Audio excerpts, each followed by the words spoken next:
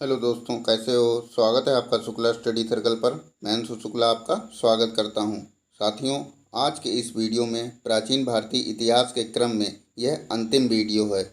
इसमें बचे हुए कुछ राजवंश जिनसे प्रश्न पूछे जाते हैं, उन प्रश्नों को हम लोग देखेंगे। उम्मीद करते हैं कि प्राचीन भारतीय इतिहास की यह सीरीज आप लोगों को पसंद आई होगी। अगर पसंद आई है तो आप लाइक और कमेंट करें ताकि हम यहाँ से मध्यकालीन भारत के इतिहास को शुरू कर सकें। अभी तक जो वीडियोस बने हैं उनकी प्लेलिस्ट का लिंक आपको डिस्क्रिप्शन में दे दिया गया है, ताकि इतिहास का यह प्राचीन भारत का सीरीज पाषाण काल से लेकर और ये लास्ट वीडियो तक एक श्रृंखलाबद्ध रूप से दिया गया है। तो आप पहले वीडियो से लेकर यहाँ तक क्रम से देख लेंगे तो आपके प्राचीन भारत से एक भी प्रश्न नहीं छूटेगा। आपकी तैयारी बहुत अच्छी हो जाएगी।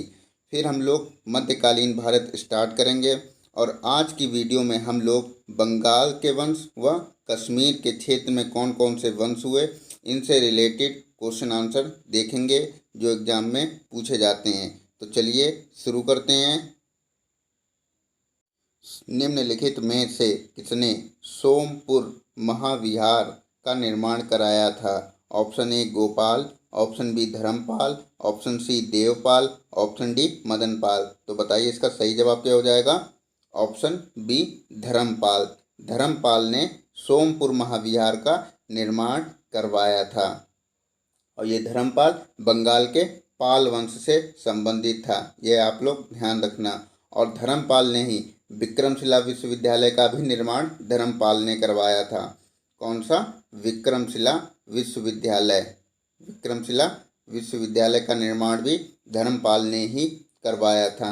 और पाल वंश का संस्थापक कौन है? तो पाल वंश का संस्थापक गोपाल है। पाल वंश की राजधानी मुंगेर है और गोपाल ने ओदंतपुरी विश्वविद्यालय की स्थापना की थी। गोपाल ने ओदंतपुरी विश्वविद्यालय की स्थापना की थी। यह आप लोग ध्यान रखना। और देवपाल, इसने नालंदा में बौद्ध विहार बनवाने के लिए जावा के शासक शैलेंद्र वंशी शासक बलपुत्र देव को 5 गांव दान में दिए थे। किसने 5 गांव दान में दिए थे? तो देवपाल ने 5 गांव दान में दिए थे। और किसे दिए थे? तो बलपुत्र देव को दिए थे। और ये मदनपाल कौन था?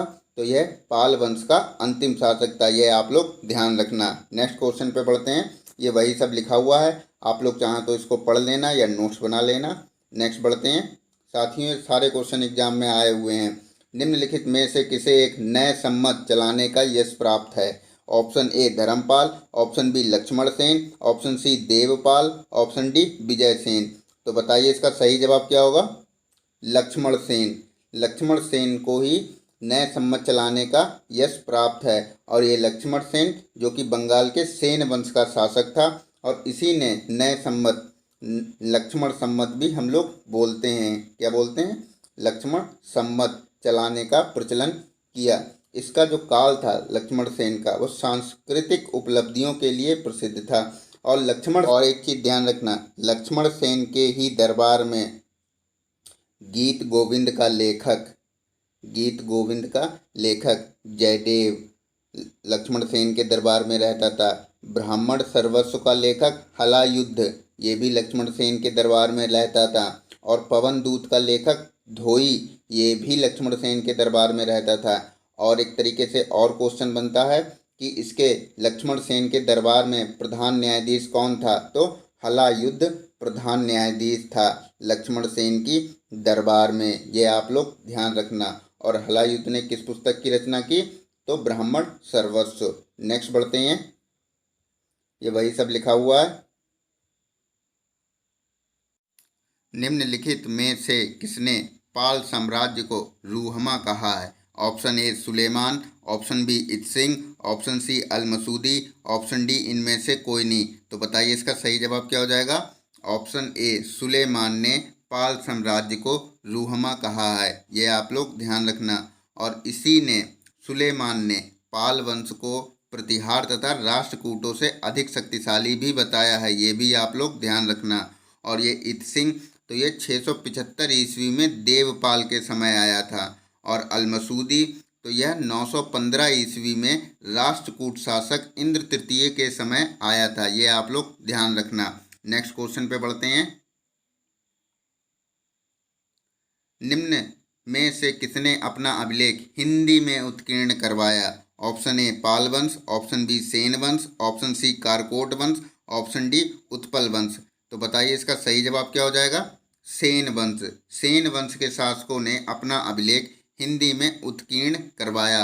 और सेन वंश का संस्थापक कौन है? तो सामंत सेन है। यह आप लोग ध्यान रखना। सेन वंश का संस्थापक सामंत सेन। और सेन वंश की राजधानी नदिया या लखनौती, यह सेन वंश की राजधानी है।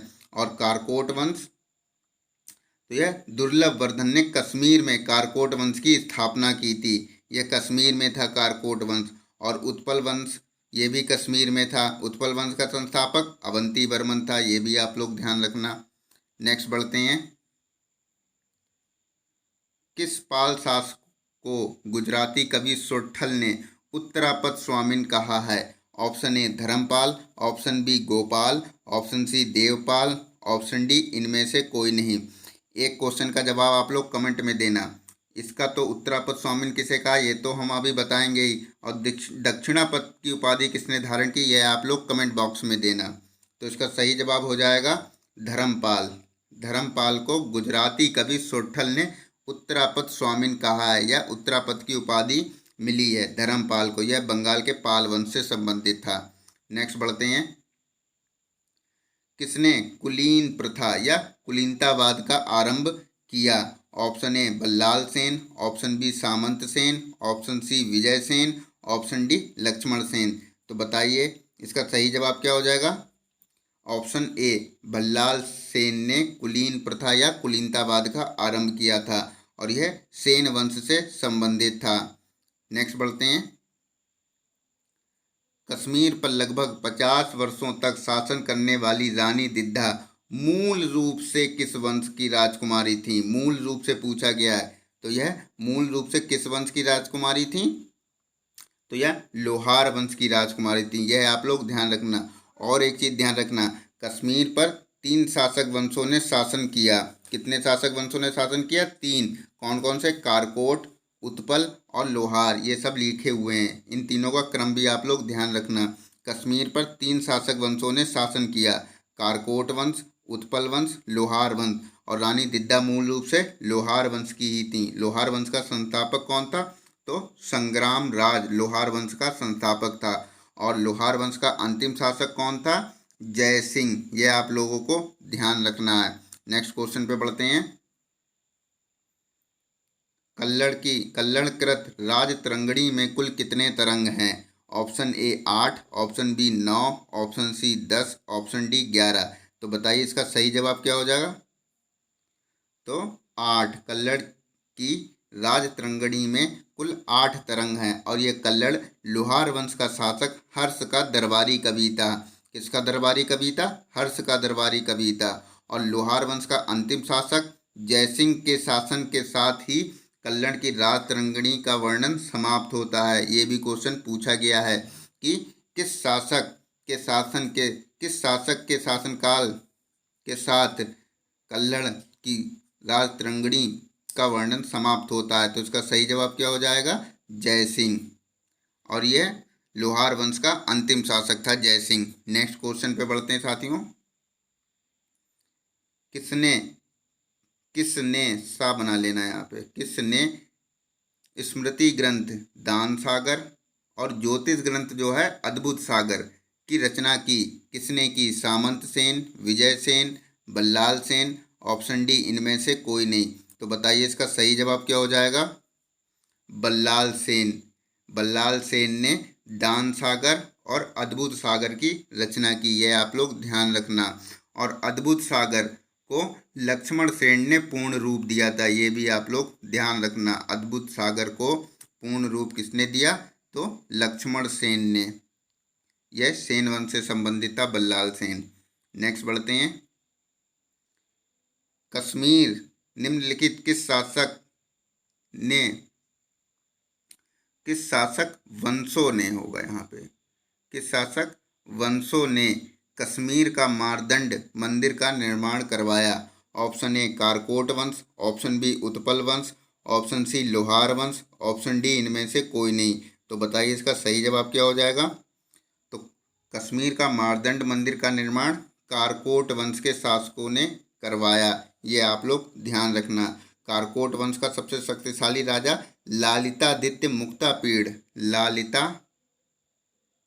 लालितादित्य मुक्तापीड़ ने कश्मीर का मारदंड मंदिर का निर्माण करवाया था। और कारकोट वंश की स्थापना किसने की थी? दुर्लभ वर्धन ने कारकोट वंश की स्थापना की थी। और एक क्वेश्चन एक तरीके से बनता है कि हेन सांग ने इसी के शासनकाल में कश्मीर की यात्रा की थी। तो क्वेश्चन कैसे बनता है कि हेन सांग ने किसके शासनकाल में कश्मीर की यात्रा की थी? तो आंसर हमारा क्या हो जाएगा? दुर्लभ वर्धन। और उत्पल वंश, इसका संस्थापक कौन था? तो अवंती वर्मन उत्पल वंश का संस्थापक था। ये आप लोग ध्यान रखना।